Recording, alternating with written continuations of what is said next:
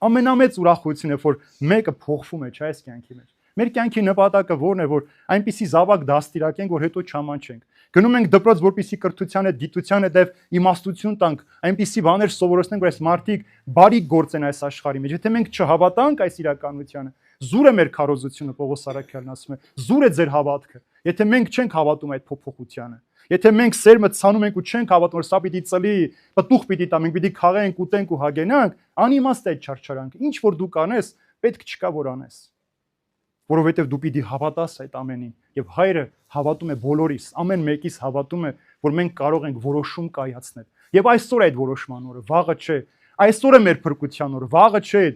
միս օրը չէ, ծերության ժամին չէ, հիվանդության ժամին չէ, հենց այսօր է քո փրկության օրը։ Որ պահին որ դու հավատացիր, զղջացիր քո սխալներից, Հայրը պիտի ասի քեզ, արի իմ գիրկը, կգրկի, կհամբուրի, արդարության, որդիության, կյանքի ճանապարհի գիրկը կտա եւ դու փրկություն կգտնես եւ երկնքում էլ մեծ ուրախություն պիտի լինի։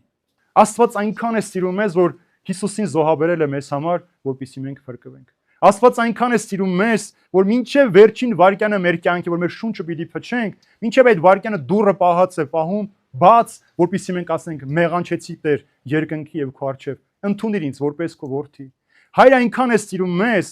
մեր մեղքերը թողնում է մի կողմ, մեր զղջումին է նայում։ Մեր նախին սխալներին չի նայում, չի հաշվում, ասում է թե դուք արյան պես կարմիր լինեք, ձեր մեղքերը այդքան կարմիր լինեն, ես ձեզ ձյան պես սպիտակ կդարձնեմ։ Այդքան է հավատում Աստված ու սիրում մեզ,